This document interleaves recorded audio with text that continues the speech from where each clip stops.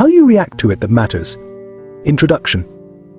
Have you ever felt completely drained after dealing with someone who always seems to make everything about them? Maybe it's a colleague who constantly belittles your efforts, or a family member who stirs up drama, leaving you emotionally exhausted. No matter how much you try to stay calm, it feels like their negativity pulls you into a never-ending spiral. Sound familiar? So ask yourself how much of your precious energy is being spent on their chaos instead of your own peace and happiness.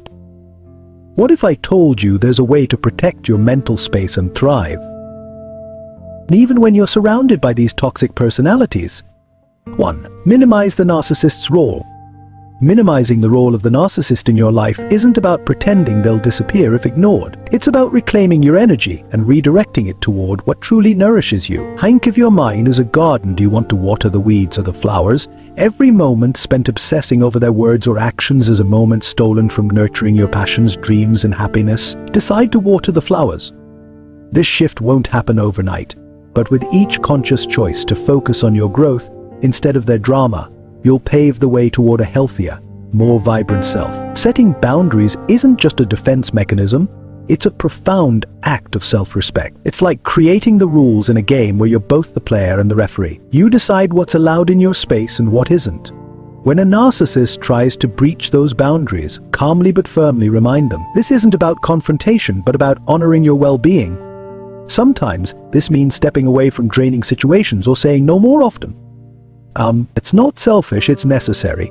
Each snide comment or manipulative move from a narcissist is like a pebble in your shoe. It may be annoying, but you have the choice. Walk on with discomfort or stop and shake it out. By consciously minimizing their impact, you're not ignoring the problem, you're approaching it with precision. Seneca said, "We suffer more often in imagination than in reality." This teaches us that the distress caused by narcissists can often be amplified by our fears and expectations. Realizing this, we can focus on what's in our control, our reactions and emotional well-being. Your strength lies not in loud actions, but in the steadiness of your resolve. Letting go of the need to control or change the narcissist opens up space for what truly matters. Invest in relationships that uplift you, in activities that fulfill you, and in personal growth that empowers you. This isn't just about minimizing a negative influence, it's about maximizing your own potential. 2. Challenge their idealized self. Unraveling a narcissist's inflated self-image requires a delicate touch. It's a subtle art. Imagine yourself as a detective, with questions as your most powerful tool. You're not there to accuse, but to uncover the truth. Asking something as simple as, "How did you arrive at that conclusion?" does more than seek answers. It invites introspection, placing the narcissist in the spotlight of their own self-reflection. This isn't about doubting their abilities, but about encouraging a moment of genuine contemplation. This practice, when done with curiosity and without judgment, can lead to deep insights not only for them but for you as well. Remember, the Stoic principle is to focus on what's within your control. You can't change them, but you can change how you respond. When they begin their self-adulation parade, don't roll your eyes or get frustrated. See it as a chance to practice patience and understanding. This approach isn't about giving in, it's about choosing your battles wisely.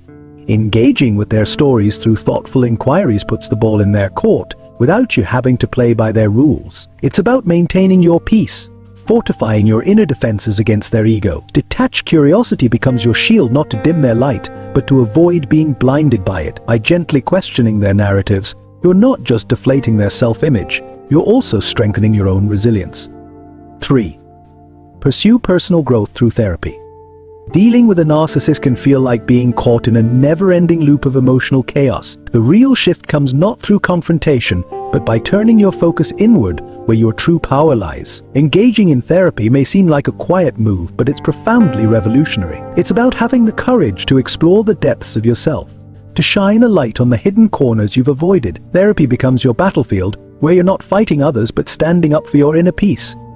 It's not about changing others, especially a narcissist whose actions are beyond your control. Instead, the focus shifts to the one thing you govern: your inner world. Seneca once said that true power lies not in possessing everything, but in appreciating and wisely using what we have. This wisdom guides us through therapy, where our struggles become temporary challenges, leading to self-improvement. In therapy, you don't unlearn what has trapped you in toxic cycles and rediscover your autonomy. You build a fortress of self-worth that no external force can breach. It's a process of creating your own narrative, not dictated by someone else, but shaped passions and joys. 4. Protect your mental space by controlling your reactions.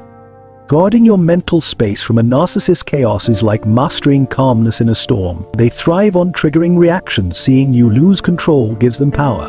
But here's your secret weapon: choose how you respond. Marcus Aurelius said, "Choose not to be harmed, and you won't feel harmed. Don't feel harmed, and you haven't been."